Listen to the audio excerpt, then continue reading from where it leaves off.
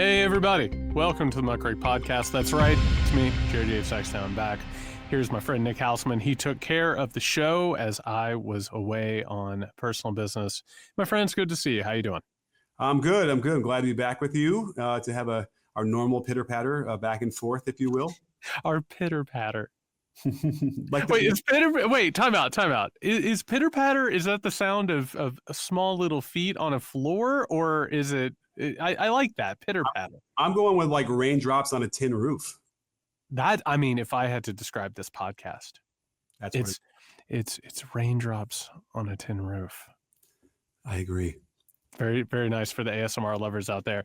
Everybody, we got a full show. There is a ton of shit to talk about. A reminder before we do, head over to patreon.com/muckrake podcast. We are listener supported. We are an alternative to corporate media. We need your support. And also you gain access to the Weekender edition on Friday. And on top of that, access to the community, special events. We're going to do a live show here soon. We got to get this figured out. I want to get with our people. Yeah. Let's get it. Let's happen. Live shows are awesome. Live shows are fantastic. Today we have to start. Nick, I was out of town. I went and took care of some family business, and it was very surreal to me to sort of be out of the constant fire hose of data and stimulus and signals and all of that. But meanwhile, I still could not escape a constant update of the East Wing of the White House being absolutely razed to the ground. Just like live shots of it just being torn up by construction crews. And now here we are, and we're recording this on Monday, October 27th. The East Wing of the White House is completely and utterly gone. And why, Nick? Because President Donald J. Trump has decided that he is going to rebuild it and create. Let me check the name of this, Nick. I'm not sure if I have this correctly.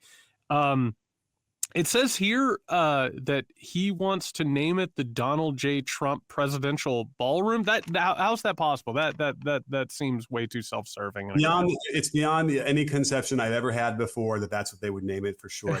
How could anyone predict this? But here is the man himself talking about this.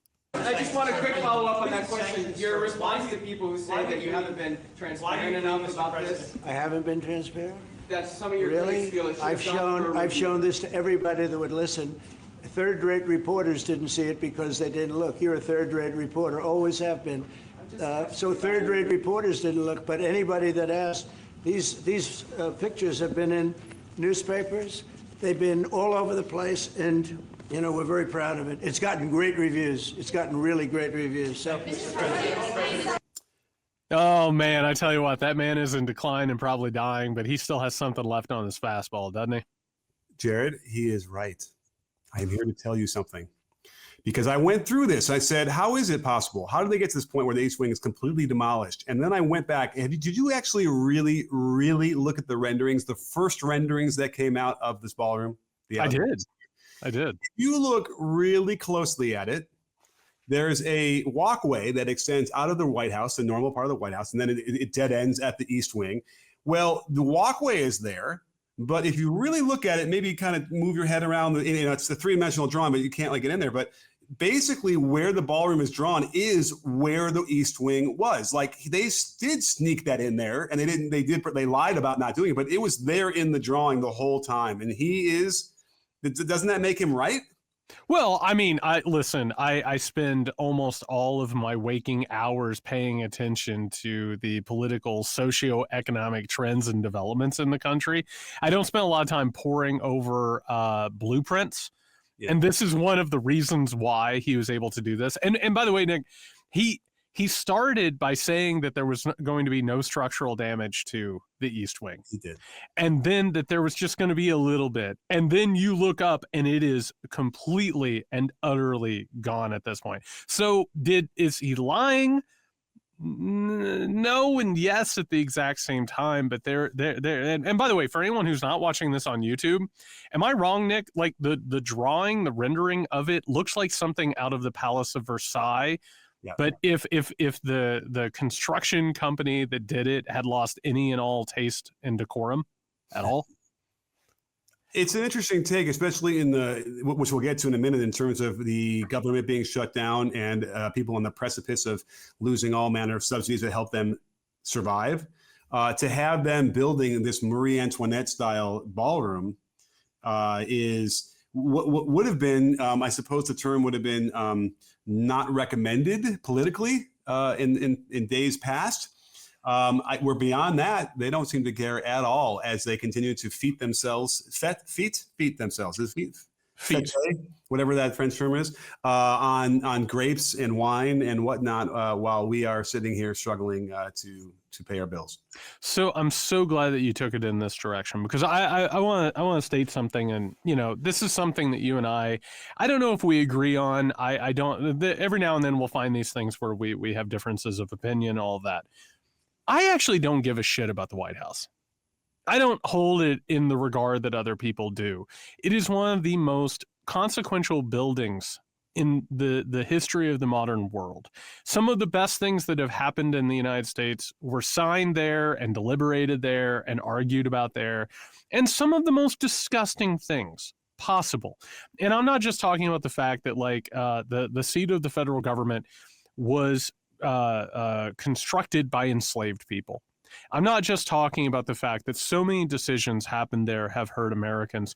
I'm talking about how many war crimes have been plotted there. I'm talking, and the White House is a symbol of power. That's the reason that it was made and constructed the way that it was. I understand that that symbol means something to somebody, which is one of the reasons we're talking about this before we talk about tens of millions of Americans losing their financial assistance that is necessary. But the point here is exactly what you just hit on. This is a really, really potent symbol. That right now, depending upon Trump, it changes day to day, which tells you everything you need to know. This ballroom is going to cost $250 million, $250 million, or $300 million. We're unsure. At the exact same time, by the way, we didn't even talk about this because I was out last week. He's extorting the federal government through the DOJ for $230 million that he will probably get handed over to him. He has used the government as his own piggy bank, as his own way to enrich himself. What we're watching now with this ballroom, how it looks, what's happening with it, I cannot think of a bigger metaphor for a simple term, Nick. And that term, and I think we're going to say it more and more as time goes on, is eat the rich. This is, and it's so on the nose because he can't handle subtlety. Watching the United States of America decline and watching the standard of living decline and living conditions decline, and we're about to watch some real human tragedy happen very shortly. We're already watching it.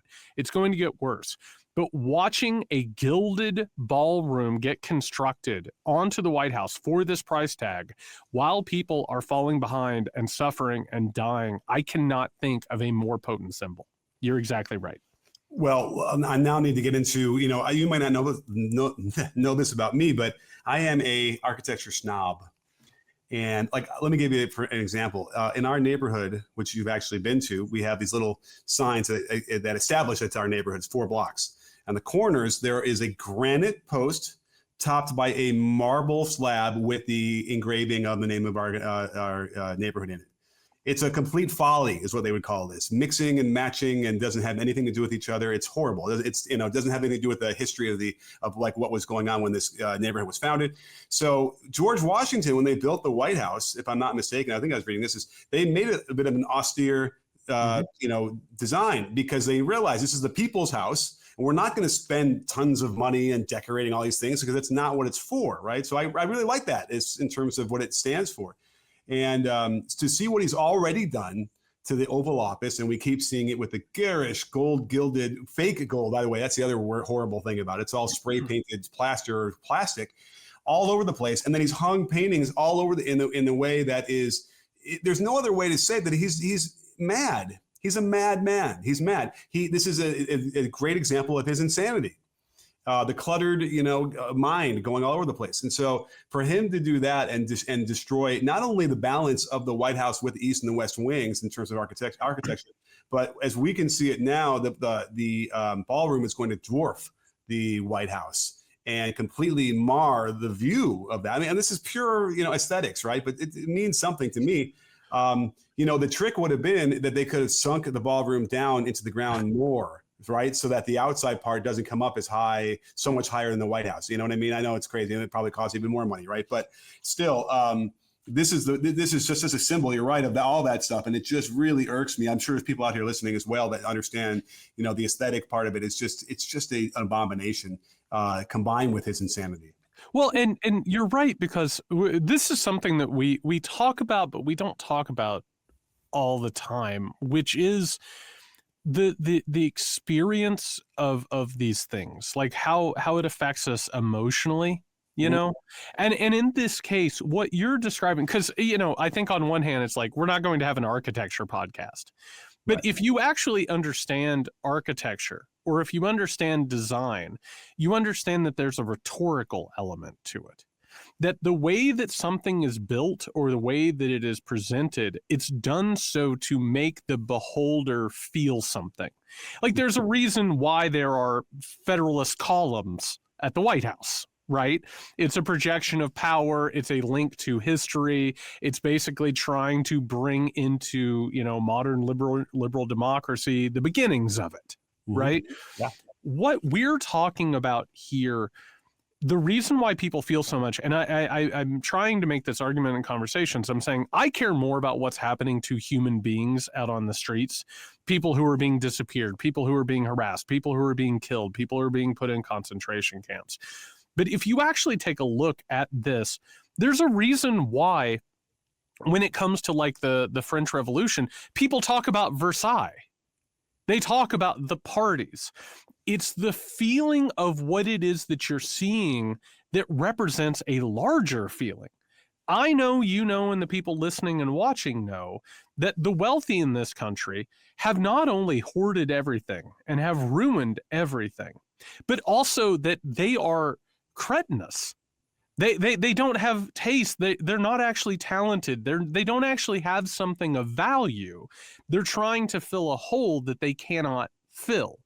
And it would be one thing, Nick, if they were creating great things, because those great things make you feel inspired, like you're part of a great society, or you're trying to become as great as the thing that got made, right? That's the reason why the Statue of Liberty is so beautiful, because it represents a feeling that's hard to explain. Mm-hmm. Watching this shit, as things get worse, it is going to not inspire wonder and awe and aspiration. It's going to inspire anger, and it's going to inspire dissatisfaction. And as we are moving near whatever it is that we're moving near, I feel more and more convinced, Nick, that it's going to be anger. And it's going to be wrath, and he can't help himself, because like you said, he's mad, and the people around him do not have something to offer. They're making it more obvious through their choices that this is unjust and that this is completely untenable. It also reminds me of when Ukraine fell and Yanukovych got forced out, and they were starting to pray themselves through all of the different houses that he had, and they could see how he was living. Yes. And I think that the people in charge and the people in the very upper classes should be concerned, because for centuries, poor people had to simply take it. They didn't have any recourse, right? I feel like the revolution against the rich is a newer thing in terms of the history of of mankind. Is that safe to say? Like, when you started to see it to get momentum in with the French Revolution and the American Revolution? I mean, in the modern world, those are the ones that you point to, mm-hmm. right? But if you actually go back into, because those were both like revolutions against monarchical power. Yeah. But the history of monarchy and the history of feudalism, you have these moments where people don't have enough to eat. They don't have enough to live. And then they look at the opulence, because what is opulence? Opulence is a projection of power, right? That's why kings and queens live with opulence, is because it's supposed to say, look at the greatness of us. But eventually, at some point, when living and material conditions get so bad, you say, fuck this, I'm not going to put up with this. We need to grab our weapons and we need to show up here. And that's happened many, many times. Oh, okay, fair enough. And then, and certainly in our modern political system, the notion of a president like, I don't know, going golfing in the middle of some sort of disaster in this country would have been complete. You can't do it. You cannot. You have to avoid any kind of even the impression of that. And here we are, right, where he doesn't give a shit about anybody. I think that ends up being what the crux of this is that the White House is symbolizing everything about where we are in terms of how people care about each other. And they don't care about anybody, right? They don't care about anyone's livelihood or anyone improving their lives, anyone who's beyond their social status. And it's almost to the point where it's like, well, think about the Statue of Liberty for a second. That was a gift, right, from the French to us for helping them in the French Revolution, right? Inspiring them for the French Revolution. Like, can you even imagine that kind of will in between countries at this point, that anybody be willing to do anything like that? I can. And it's Qatar handing over a jet. Oh, shit. Yeah. And you know what I just thought of as we're talking about this? Nick, who was the last president of the United States of America in which not opulence, but style and those types of trappings? Who was the last president of the United States of America in which that was a focus? JFK? It was JFK. And oh my God, I'm a Camelot. Yeah. Right. And why was that okay, Nick? It was okay because it felt like the country was growing and the country was becoming more great and the people were getting ahead. There's a symbiosis between that. Right. Mm-hmm. And that style and that's grace and a feeling that it represents something that's in the country. It's discordant and, by the way, poetic. That one of the country's least aesthetically pleasing and least aesthetically talented people, and by the way, as self-aggrandizing or whatever, not just that he's extorting the government for nearly $250 million. He's using $250 million or more in order to create this ballroom. He's taking bribes. He's doing all this shit. It's in complete and utter dissonance with the livelihood of the country. And I think it's really interesting to look at how these things sort of work with each other. Again, I don't give a shit about the White House. I think it's embarrassing, and I think that I would be fine if it was razed to the ground and we started anew. But if you look at the rhetorical choices here, it lines up with the lived reality of what the country is like. Absolutely. I mean, that is a great point. And again, 100 years from now, when that ballroom has been there for that long, it'll be considered classic. And it's been there since we haven't forgotten it. I would not, but if things work out, I would not think that ballroom is going to last. Okay, so I was going to ask you about that, because if I think you could run a campaign right now, like literally just saying, we're going to put the Rose Garden back, and I'm going to demolish this thing, and we're never going to have any memory of the ballroom, what they did, and we're going to replace it with East Wing again or something like that. I honestly feel like you could run on that as your centerpiece. I enjoy one of the things, and by the way, I miss doing this show. I'm very enthused about being here today. One of the things I enjoy about this show, Nick, is sometimes we'll get into a place where all of a sudden it goes from just a discussion of things into like sort of a development of ideals. If I was writing a speech for the ideal candidate right now, do you know how this works? Like, it would be like, 1, we need to abolish ICE. 2, we need to hold the people who have committed these crimes accountable. 3, we need to increase social programs, et cetera, do whatever. And then what's the applause line? We're going to restore the Rose Garden, and we're going to get rid of this ballroom. Because what does it do? It creates an anchor of emotion. And this is, again, I care more about the people. That's why it would start with those other things. But this thing is potent. That's why this is holding the attention it is. And it's like this, and this, and the Rose Garden's coming back, and we're getting rid of this fucking ballroom. Right. Now, what would happen is, after you do it in that order, that is the correct order to let people hear about it for the first time. But after that, when you realize the applause line you get, number 4 becomes number 1. And that's fine with me at that point, because and that's the thing, is like, I'm not such a stick in the mud. I understand my job is to come in and be like, thing people think is good is bad. And here's why. I understand that's my job. I don't care about the White House. But Nick, there's a reason why the French Revolution got kicked off by the storming of the Bastille. Mm-hmm. Is because those types of things become potent symbols, and people should look at this. He can't help himself. That's the thing. We should thank our lucky stars that he can't help himself. Yeah. And by the way, yeah, go ahead. No. I mean, it's so bad that it just said, we'll talk about this in a second, though. He can't help himself about what he talks about for anything. He already told us that like there are covert CIA actions going on in Venezuela last week.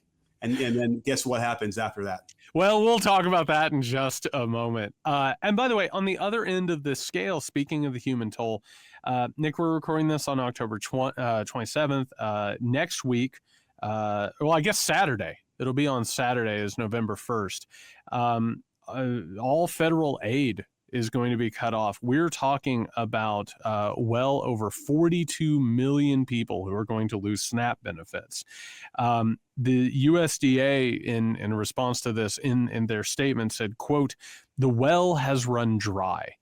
And this is one of those things that, you know, whether it's every Democrat, every Republican, everybody always talks about the need to reform entitlements and support and get people off welfare, whatever in the shit these people want to say.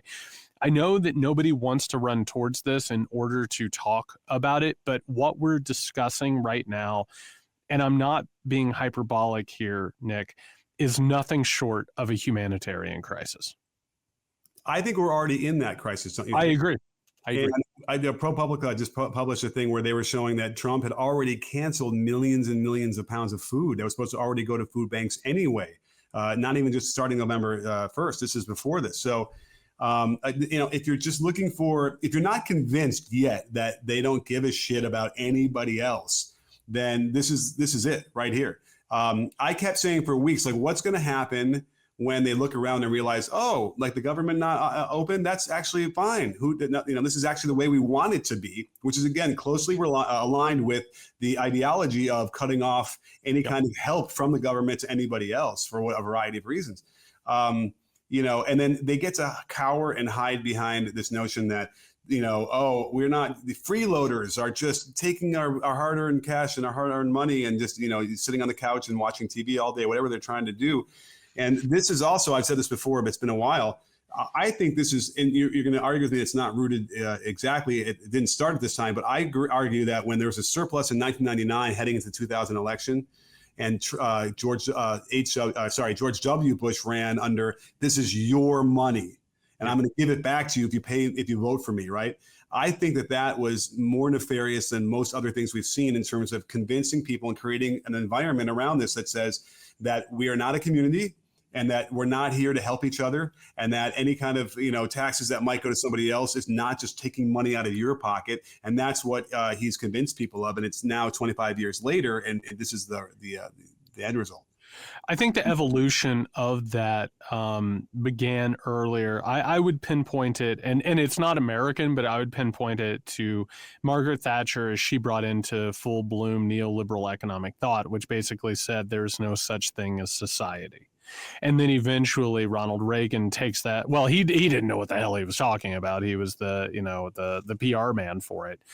And the idea at that point that like selfishness was good, greed was good, that you shouldn't be responsible for other people. And then an extra nefarious part of it, because Nick, George W. Bush saying that should have like led to a reaction. You know what I mean? That's like, oh my God, this is repulsive. No one should vote for this person. The reason why there wasn't that reaction was because a culture of self-serving selfishness had been created, where you shouldn't want to pay taxes, you shouldn't want to help other people. And on top of that, Nick, this is how the Republican Party got where they got and where the Democratic Party is going now. The idea is that if you provide aid for people, then you're actually teaching them to become dependent.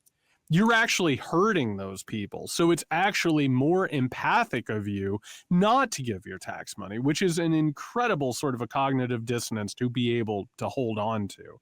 But you're right. By the time that we went from 99 into 2000, 2001, that idea of the surplus. And by the way, Nick, isn't it weird that we went from not using that surplus to help people, we started using that surplus to carry out military projects in order to spread capitalism and help private corporations? That's not a coincidence. And what happened? We ended up spending trillions of dollars, the economy fell apart, and then things continued to get worse. And the ground was set for that over decades. And now we've arrived at the point where you're literally about to watch over 10% of the country, 10%, over 10% of the country lose necessary assistance. And here's the thing. I want to bring this into a larger sort of a thing here, Nick. What happens like when people aren't able to get food and resources? Are they just like, oh, that sucks, I guess we'll hibernate? No, well, it usually leads to crime. Oftentimes it will lead to crime. And often, why? Because people are desperate and they don't have material resources needed to survive. By the way, who does that help if there's crime? The cops? Oh, but who benefits politically? Oh, the Republicans, because they can argue that the Democrats are soft on it, I'm assuming, right? Right, and they need to take measures to take care of it. Right. And meanwhile, they're able to do both things. They're able to double dip. They're able to say, oh, we need to restore law and order. And number two, like, we're going to be the ones who are going to make this better, right? And tell everyone, oh, we'll take care of this problem that's been created over here. It is a cycle. And by the way, at the same time, they get more resources. The wealthy who fund them are able to get more resources and gain more power and control as this happens. This thing, it breaks my heart because you got to talk about it historically, politically, and socially. But on a personal level, man, like, this is so heartbreaking. And think about what's happened with USAID and what's happened around the world, and now what's being visited upon Americans. Like, it is so heart-wrenchingly awful that it's hard to communicate properly.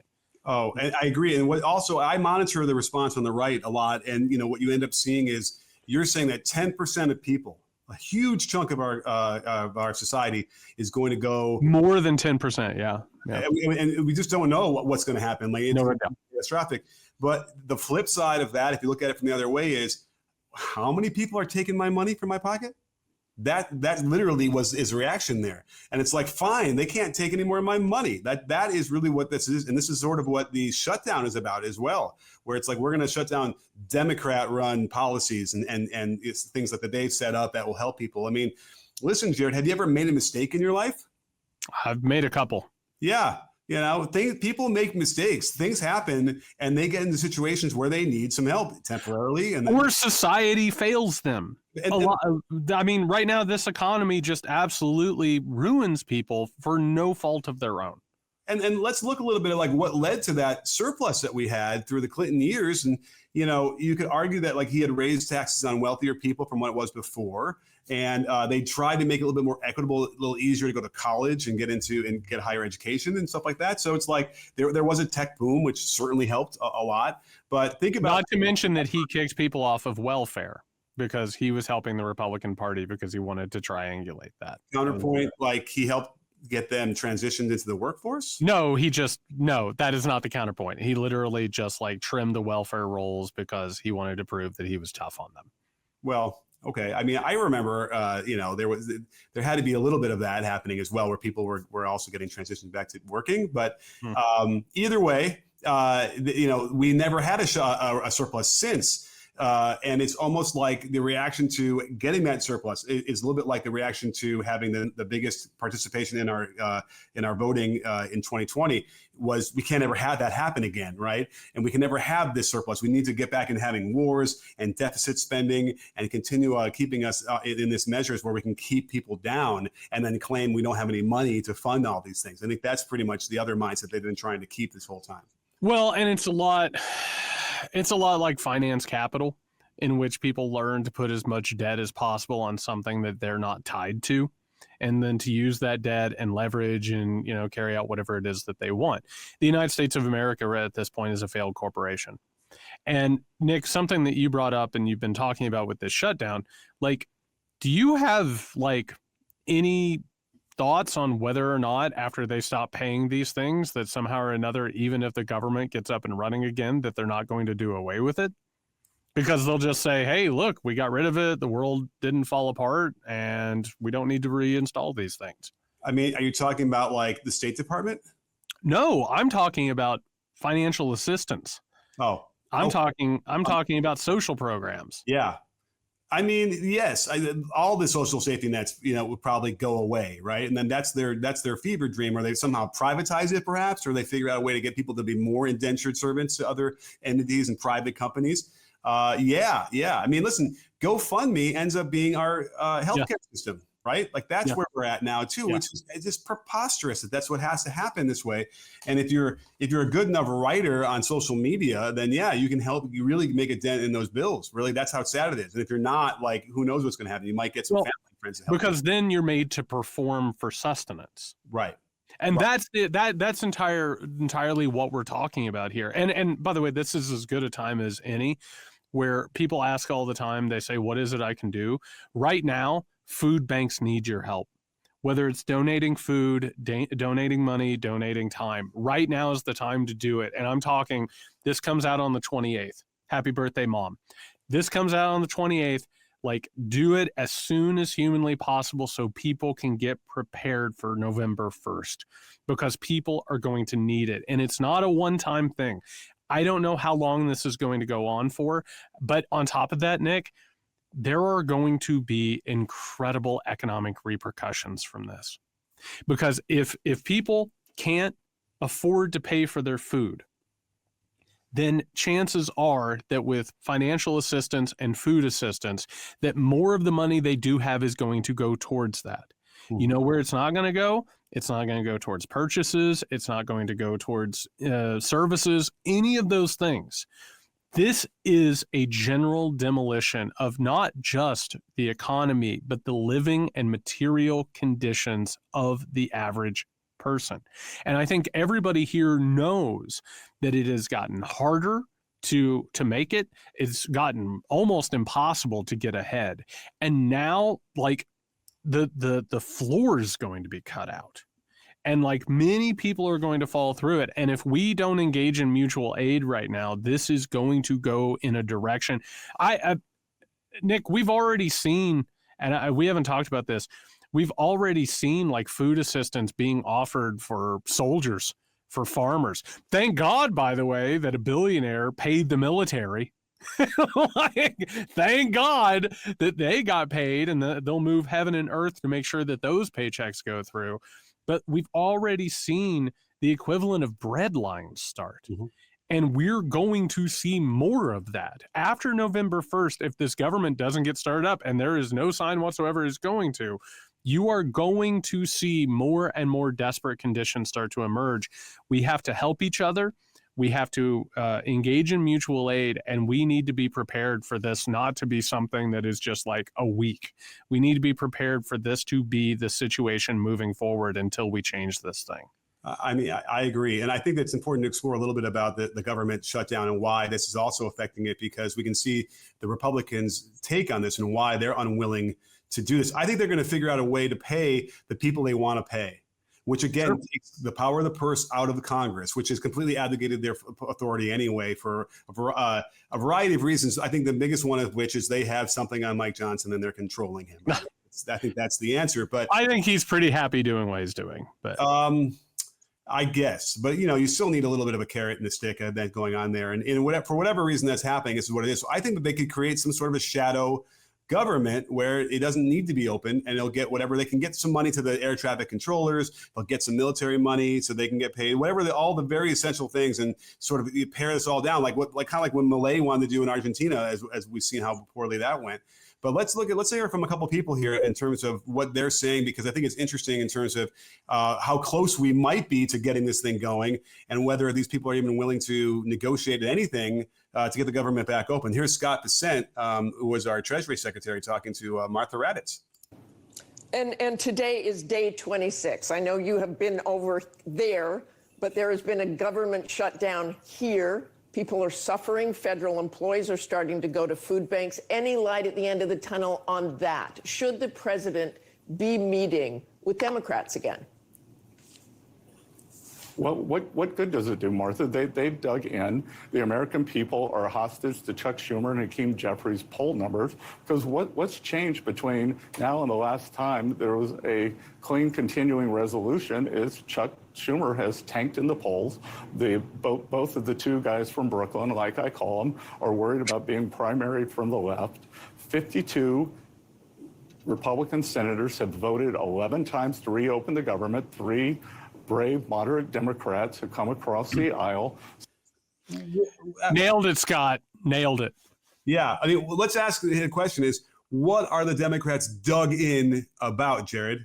What are they dug in on? What's their... So here's the choice. And let's bring it into stark clarity. Do you want to eat, or do you want to let us gut healthcare in the United States of America? Make a choice. Do you want to go hungry, or do you want to give up healthcare and any semblance whatsoever of healthcare? That's what this has become. Right. And it's kind of refreshing to hear like the Democrats digging in and trying to take a stand here. And they're taking a stand to prevent what you just described is going to happen on Saturday. That's the whole It's literally, and I'm choosing this word very carefully, it's a siege. Yeah. An army is around and saying, come out or you are going to starve. That's what it is. And speaking of your friend and mine, Mike Johnson, here's what he's also saying, just to give you an idea of what they're trying to do to the rest of the population here in terms of convincing them why they can't get this thing to get open. The Democrats are the ones voting repeatedly to shut down the government. But they're not opening it back up. They spent most of their time trying to distract the American people from the very simple truth. So I brought you a little visual aid here to just remind everybody what the simple facts are. 4 simple facts here. The Democrats are required to open the government. They keep saying Republicans are in charge of government. We aren't, not in the Senate. 60 votes control the Senate, not a bare majority. So that's his thesis, is that they don't control the White House, the Congress, and both houses of Congress. What's incredible here, and I find, the thing about the Senate and the reason why the filibuster doesn't get destroyed is because it's absolutely perfect for whoever controls the Senate. They are just able to be like, I'm not responsible. I don't have 60 votes. It's the absolute perfect situation, even if they have 60 votes, of course. But like being able to just say this isn't our fault, like it is literally just a game of I'm not responsible. That's what the United States of America has become. But we can't sort of indict the politicians in general, because this is a very specific Republican thing where they don't have much interest at all in legislating anything. Well, neither did the Democrats under Biden. That's why Manchin and Sinema were such important parts of this. Right. Yeah. Right. But I'm not sure we can count them as Democrats at that point. But like they did pass a couple of major legislative battles that were terrific, that, for infrastructure and for medicine. So, even that's 2 more than Trump ever passed in his 5+ years, whatever it is now. Well, no, they did pass the giant tax cut that is currently putting all of our health care in danger. So, right. But that's all. That's it. They're not interested. The only things that actually pass the Senate are the things that the parties actually want to do. Everything else is theater to say, we tried, we just don't have control of this thing. Mm-hmm. But what actually gets passed is the only thing that actually matters to them. And you and I both know that that's not true either. They could easily do the nuclear option and get a majority to pass this if they wanted to. But they also are afraid that then that will open it up for when the Democrats, if they ever do get back into power, will be able to push through everything. Because the Democrats do. They in a general sense, want to get more legislation done. The Republicans have traditionally been just oppositional. They just want to stop. They don't want to have anything done. They want to keep it and go backwards. And that would be really frightening to them. That's, I guess, why they're not doing it right now. And again, they don't want to take sole responsibility for nuking healthcare in the United States of America. They need Democrats to sign on for it in order to basically neutralize any sort of critique going forward. And then the Democratic Party will just be like, yeah, we did this too, so we're not going to point at it, which is one of the reasons why all of these motherfuckers need to be primaried in the first place. I think you're probably referencing the 3 Democrats that have decided to vote in the Senate for them, but they're going to be able to argue, wait a minute, I'm just voting for a clean resolution. I didn't say we were going to cut all that stuff. I just wanted to try and get the government back open so then we can go and figure out how to solve that. So they're going to try and weasel out of that, but I'm not buying it either. So I think they are up for a primary as well. The whole thing is effed. And again, there's no reason. There's not even no reason Trump is now interested in negotiating, right? If the Democrats have that much power that Mike Johnson wants to say, then of course you have to sit down and have a meeting and have some sort of negotiation. They're not doing that, right? They're the party in power. They're the ones who have to say, hey, let's have a meeting tomorrow and we'll sit down and we'll discuss some things. Even if it was just to play the game, And they don't even do that. Well, and just very quickly, like to put a pin on this, because this is so infuriating and upsetting. Once more, don't just donate to food banks. Don't just, volunteer at food banks because they're going to be important. Look at a moment like this, which, by the way, is repulsive. Look at it as an opportunity. If we're going to create something going forward, we have to create communities that take care of each other, which goes back to what you were saying earlier about taxes and the feeling of, oh, I shouldn't pay to help another person. That feeling that corroded and poisoned the United States of America. We have to take these awful moments and come together, much like we would after a disaster. Like, what should happen after a disaster is to take care of each other, look at what happened to cause the disaster, and then work to keep it from happening again. Look at this not as just a political development. Look at this as an actual disaster that is getting ready to hit the country. It's happening on Saturday, unless there's a miracle and somehow or another the government gets reopened, which I don't see it happening. I can't imagine you do either. Like, this is going to be a disaster that hits, and we have to come together and then use that coming together in order to prevent it from ever happening again. Speaking of disasters, Nick, in Venezuela, Nicolas Maduro has announced that the country has captured a CIA-backed group of mercenaries and operators and has claimed that the United States was attempting to create a false flag and eventually a coup of the government. I would have a little bit of skepticism about this, save for the fact that the president of the United States of America basically disclosed to all of the world that the CIA was going ahead and operating in Venezuela ahead of, let me check my notes. Oh, yeah, a coup. Oh, yeah. I mean, they think it's a false flag operation, and we certainly are not unfamiliar with those in the CIA. And the thing that's even troubling is that out of the 70s, there were laws passed to limit the CIA's ability to do these things in other countries, right, to affect regime change. But we've been seeing more and more public declarations that they are now going to be much more aggressive in doing this to other countries again. I don't think it worked out great when we were doing these in the past, but can you maybe confirm that or not? It never worked out great. It was always bad, and it always led to other blowback. And also, while you're talking about the historical context, Nick, I want to let people know, because everything is happening so fast that every now and then that we have to take a pause and look at something. And so, what I mean? Like, every now and then you need to stop, look around, and see what's happening. Nick, what would have happened in the 1970s or 1980s if another country announced that they had captured CIA-backed people attempting to overthrow the government? Would it be a gigantic story? Yeah. Would it dominate the headlines? Oh, yeah, absolutely. Would the president be answering questions about it within a 24-hour span? For sure. How's it going right now? I mean, not great, Bob. We have bombers heading towards Venezuela. Yeah. We have an aircraft carrier that's on its way. Trinidad and Tobago is operating military exercises on behalf of the United States of America in order to, create conditions for all of this. They've now caught CIA-backed groups that are attempting to carry out possibly a false flag, probably a coup, something along those lines. And what is it? It's like, what are you going to do? And what happened was we became desensitized to it, but also we're at such a state of chaos that this type of shit is happening. And now it's just sort of being answered with a shrug. Here's a question, though, I have for you, because I think there's interesting context here, is that Trump seems to be in love, and the word love is important here, with a lot of authoritarians across the world. Loves them. So why would Maduro, who is, right there with him and looks just like all the other ones, why is he the target? And by the way, the target of what they want to get rid of, even under the guise of he stole an election, right? Which I think is really rich. So what about that? Why is he become a target when everyone else gets a free pass? Let me tell you a story about a man named Nick. Texas tea, liquid gold, you name it. And the other thing, and this is we talked about this a little bit, Nick, when we were talking about Iran. Right. And remember, when the U.S. struck Iran, the fear was that they were going to develop nuclear weapons. Right. We went into Iraq and took over Iraq. Why is it that we attack those places and not places like Kim Jong-un?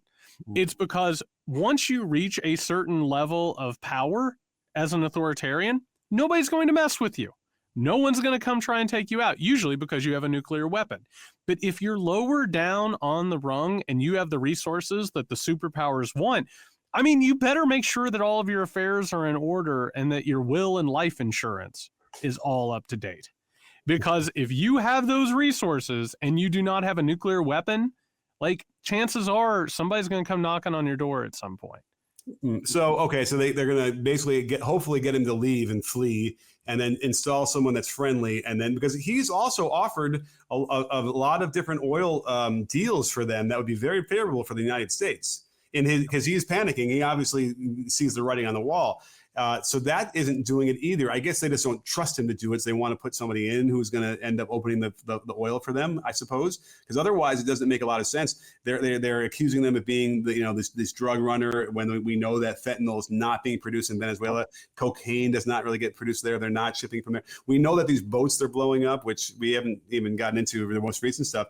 There's no imminent threat to the United States, which is supposed to be the pretense for killing these people. So I just find it fascinating. This is all for oil, huh? I mean, that's the chunk of it. I mean, by the way, you didn't even give me a dap on my Beverly Hillbillies. Well, you know why?